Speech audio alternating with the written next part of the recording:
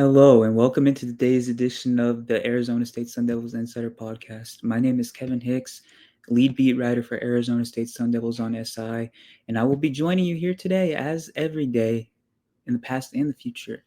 Um, as you can see on the banner below, follow me on X at khicks_21 if you get the chance. I will be showing up to every practice throughout the season. I will be getting exclusive interviews.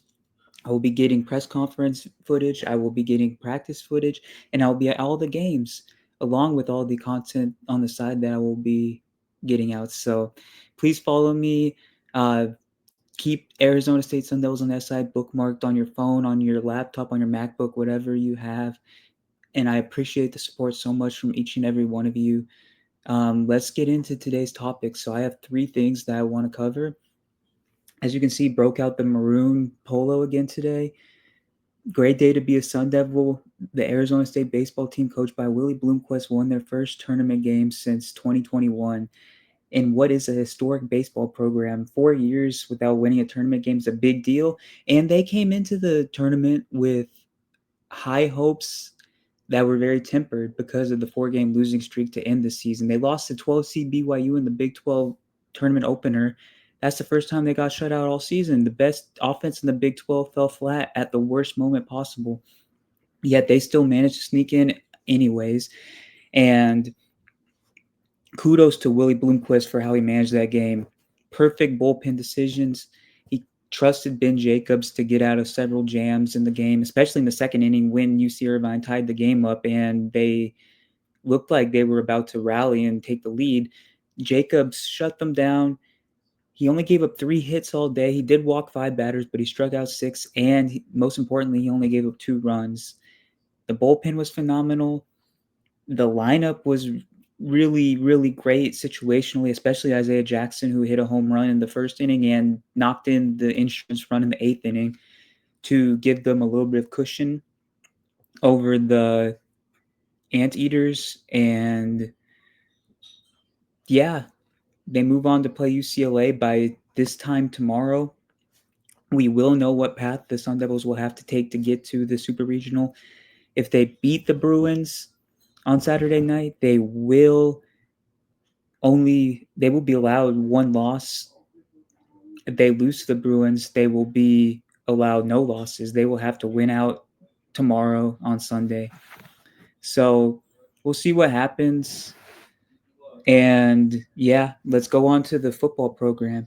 So I wanted to cover some stuff that Kenny Dillingham has said in recent days. He's been making the rounds across media outlets, and he had a very interesting thing to say about the potential of ASU football. He believes, according to 0-3 exclusive article, that the Sun Devils can be the blue blood of the 2020s in the same vein that Oregon and Clemson were in the 2010s under Dabo Swinney, Chip Kelly, Mark Helfrich, whoever else.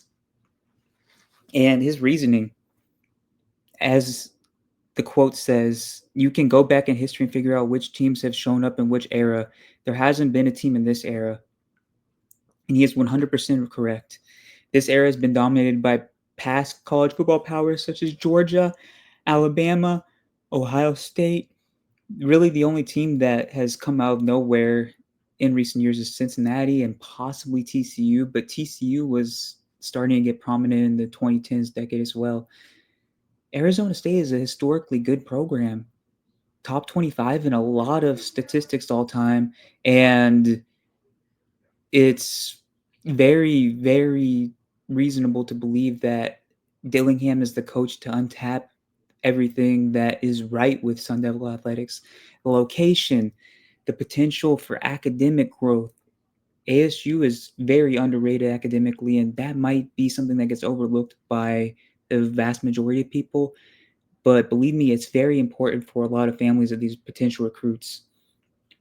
The coaching staff, you have Sean Aguano, you have Hines Ward, you have Brian Carrington. All these guys have phenomenal track records when it comes to developing talent and getting them ready for the NFL, and it's only going to continue to grow as the years go on. The NIL situation is improving at a rapid pace. The fan base and alumni support is at an all-time high right now, and it seems like the momentum is only going to continue to grow.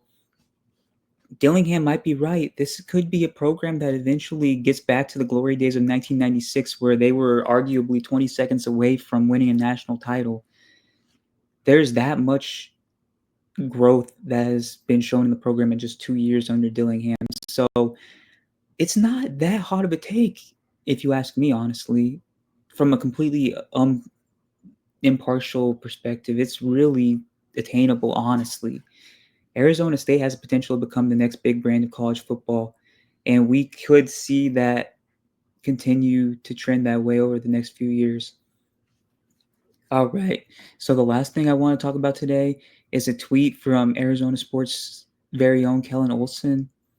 He tweeted out, "Is all the pressure on Kenny Dillingham to succeed this year for the sake of the state of Arizona?" And that's a very valid question. If you look at the landscape of Arizona sports right now, it's not the best.